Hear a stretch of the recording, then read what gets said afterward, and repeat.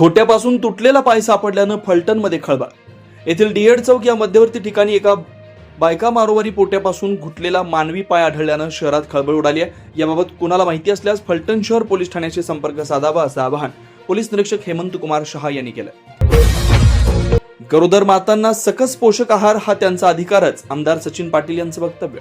तालुक्यातील राजाळे गावात वित्त आयोग आणि ग्रामपंचायत निधीतून गावातील स्तनदा माता, गरोदर माता आणि अंगणवाड्यातील लहान मुलांना अतिरिक्त पोषण आहार देऊन त्यांच्या शरीरातील ऊर्जा तयार करणं, कुपोषण नाहीसं करणं, नवजात बालक सुदृढ होण्यासाठी वितरित करण्यात आलं. गरोदर माता व स्तनदा माता आणि अंगणवाडी बालकांना सकस पोषक आहार हा त्यांचा अधिकार आहे असं मत आमदार सचिन पाटील यांनी व्यक्त केलं. रक्तदान हे सर्वश्रेष्ठ दान, आमदार सचिन पाटील यांचं वक्तव्य. रक्तदान हे सर्वश्रेष्ठ दान आहे. जगाच्या बाजारात कुठेही रक्त तयार करता येत नाही, ते मानवी शरीरातच दैवी कृपेने तयार होतं. आपत्कालीन तथा अपघात किंवा संकटकालीन रुग्णांना रक्ताची आवश्यकता पडते, त्यावेळी रक्तदानाचं महत्त्व लक्षात येतं. म्हणून सर्वांनी रक्तदान करावं असं मत आमदार सचिन पाटील यांनी यावेळी व्यक्त केलं. मुधोजी क्लबची इमारत पडण्यास सुरुवात. शहरातील महात्मा फुले चौक इथं असणाऱ्या मुधोजी क्लब या क्रीडांगणाच्या इमारती पडण्यास सुरुवात झाली. त्या ठिकाणी नव्याने इमारत उभारण्यात येणार असून त्यामध्ये खेळासाठी अत्याधुनिक अशी सोय करण्यात येणार आहे. त्यासोबतच ठराविक व्यापारी गाळे सुद्धा तयार करण्यात येणार आहेत. सदरील इमारतीमुळे महात्मा फुले चौकाचं रूपडं पालटणार आहे. दिव्यांग व्यक्तींना कृत्रिम हातपाय बसवण्याचं शिबिर फलटणमध्ये संपन्न.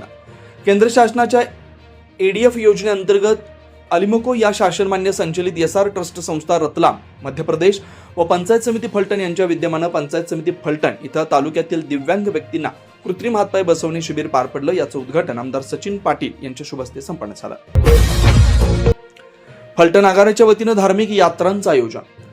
श्रावण मासामध्ये भाविकांना धार्मिक स्थळांना भेटी देता याव्यात यासाठी फलटण एसटी आगारामार्फत दर्शन यात्रांचं आयोजन करण्यात आलंय. अक्कलकोट, तुळजापूर, पंढरपूर दर्शन, अष्टविनायक दर्शन, कोल्हापूर, आदमापूर, ज्योतिबा दर्शन, शनी शिंगणापूर, शिर्डी दर्शन, बेकर, भीमाशंकर दर्शन, 3.5 शक्तीपीठ दर्शन, परळी वैजनाथ, औंढा नागनाथ, शेगाव दर्शन याप्रमाणे फेऱ्यांचं आयोजन करण्यात आलं. यामध्ये ज्येष्ठ नागरिक आणि महिलांना 50% सवलत देण्यात येणार आहे. ज्येष्ठ पत्रकार कैलासवासी रमेश आढाव यांची शोकसभा संपन्न.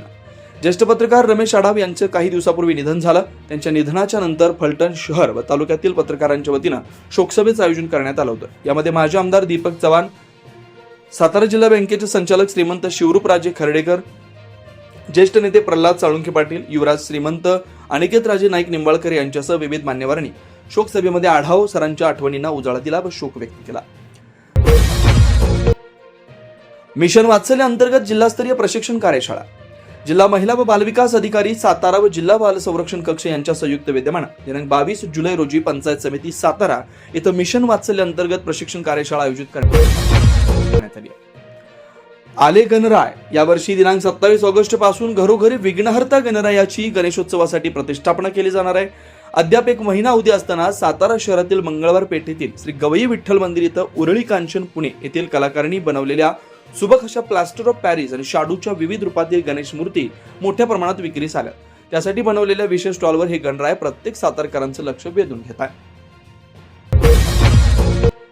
गोलबागेत शहरातील हवेची गुणवत्ता समजावी यासाठीची यंत्रणा. शहरातील हवेची गुणवत्ता समजावी यासाठीची यंत्रणा सातारा पालिकेच्या मार्फतीने उभारण्यात येते. यासाठीचे फलक उभारणीचं काम सध्या सुरू आहे. हे डिजिटल फलक लवकरच कार्यान्वित होणार आहेत. शहरातील हवेचं प्रदूषण दिवसेंदिवस वाढीस लागलंय. हे प्रदूषण कमी करण्यासह हवेची गुणवत्ता सुधारण्यासाठी पालिकेचे प्रयत्न सुरू आहेत. शहरातील हवेची गुणवत्ता तपासणीसाठी पालिकेस इतर शासकीय कार्यालयांच्या अहवालावर अवलंबून राहावं लागत होतं. हे अवलंबित्व संपावं यासाठी पालिकेनं शहराच्या विविध भागातील हवेची गुणवत्ता मोजणीची यंत्रणा उभारण्याचा निर्णय घेतला होता. यानुसार गोलबाग, भूविकास बँक चौक, गोडोली नाका, पालिका मुख्यालयात ही यंत्रणा उभारण्यात येते. या यंत्रणेच्या माध्यमातून तपासलेली हवेची गुणवत्ता नागरिकांना समजावी यासाठीचे डिजिटल फलक पालिका 4 ठिकाणी उभारते. त्यापैकी एक गोलबागेत नुकताच बसवण्यात आला. हा फलक लवकरच कार्यान्वित होणार असल्याची माहिती पालिकेकडून देण्यात आली.